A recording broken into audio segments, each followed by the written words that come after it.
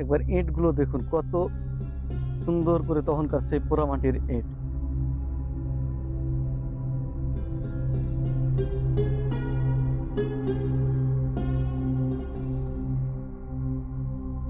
দেখুন এই নকশাগুলো দেখলে বারবার তার দিকে দেখতে থাকতেই ইচ্ছে করে, মনে হয় দেখতেই থাকি।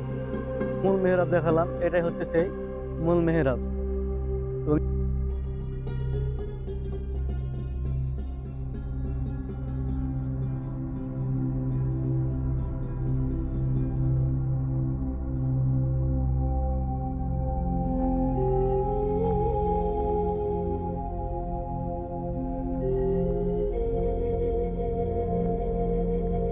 এই জায়গাগুলোতে কত সুন্দর করে নকশা করা আছে, মনে হচ্ছে একটার পর আরেকটা বিস্কুট আকৃতির এই ছোট ছোট ইটগুলো সাজিয়ে। আর দেখুন কি সুন্দর এই ইটের কারুকাজ।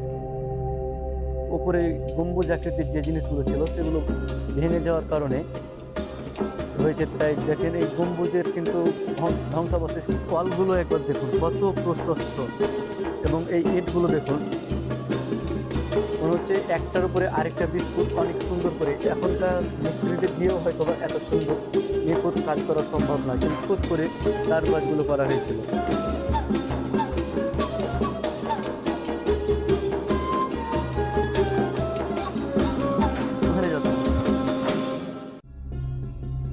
এই পাথরগুলো দেখুন কত সুন্দর করে নকশা করা আছে।